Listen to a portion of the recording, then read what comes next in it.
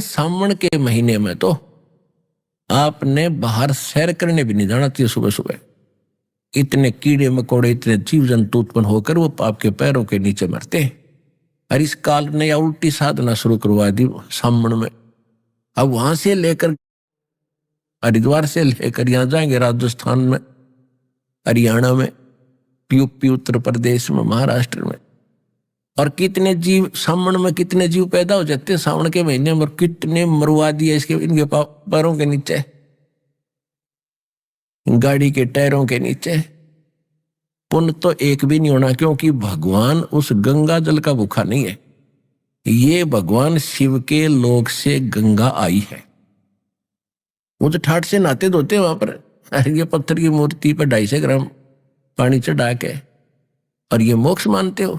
नहीं, ये आपकी श्रद्धा है, लेकिन इससे कोई लाभ नहीं है। अब आपके पास क्या शेष बचेगा?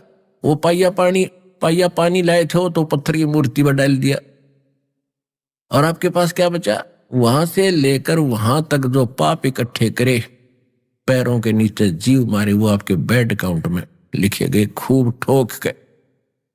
और पुण्य होना ही नहीं, क्योंकि शास्त्र विदिता का मनमाना आचरण है, इसे लाभ होना ही नहीं भक्ति मार्ग का। फिर भी ऐसी साधनाएं कोई भी कर रहा है, वो भगत करते हैं, वो पूर्व जन्म के संस्कारी हैं, उनकी भक्ति प्रेरणा अंगड़ाई लेती है, वो रुक नहीं सकते। जैसा मार्ग मिला वो चल पड़े।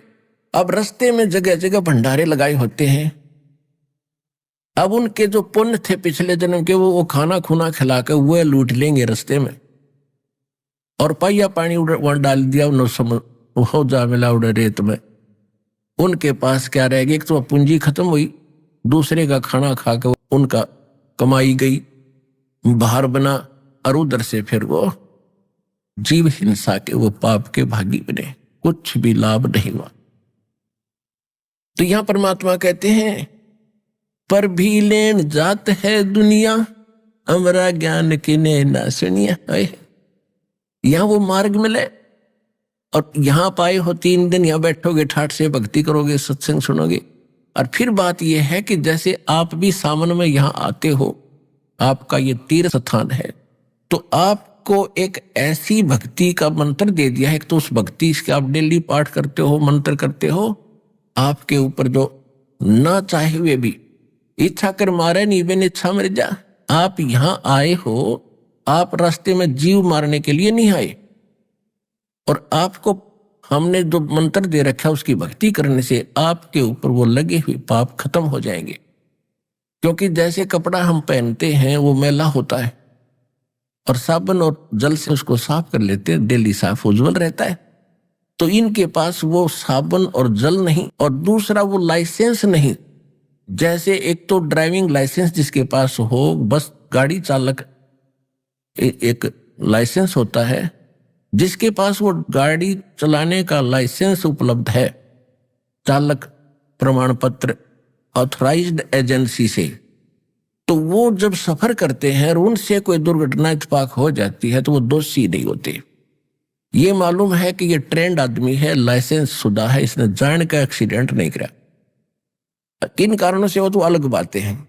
और जो गाड़ी चला रहा है जिसके पास लाइसेंस नहीं है, लाइसेंस है तो डुप्लीकेट है, तो उससे दुर्घटना हो जाती है, कोई जीव हिंसा, कोई व्यक्ति मर जाता है, तो सीधा जेल जाता है, क्योंकि उसको अपराध लगा। वो एक तो चालक प्रमाण पत्र नहीं है तो डुप्लीकेट है।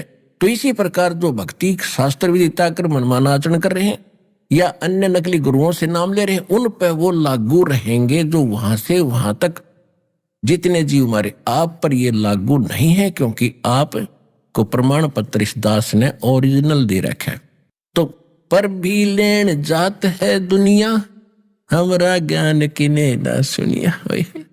भगवान रोया करते बैठ कर, कहते हमारी बात कोई नहीं सुनता, ऐसा ज्ञान हम दे रहे हैं। ये सत साधना और तत्व ज्ञान रूपी हीरे मोती और लाल हम आपके सामने डाल रहे हैं, बता रहे। और इनको ना पहचान कर आन उपासना शास्त्र विदिता का मनमानी साधना रूपी तो आप ये कंकर पत्थर इकट्ठे कर रहे हो, ये डड़े ढो रहे हो। कहते हैं चारों युग में संत पुकारे, परमात्मा कह रहे मेरे से परिचित दो मेरे प्यारी आत्मा संत हुए जिनको मैं मिला, उन्होंने भी यही बताया। चारों युग में मेरे संत पुकारे, कोक कहा हम हेल रे। यानी आवाज लगा लगा कर चौराहे पर खड़े हो होकर हमने आवाज लगाई ऊंची स्वर में। हेल माने हिला दे देकर। हीरे माणिक मोती बरसे ये जग चुगता ढेल रे। ढेल माने डले।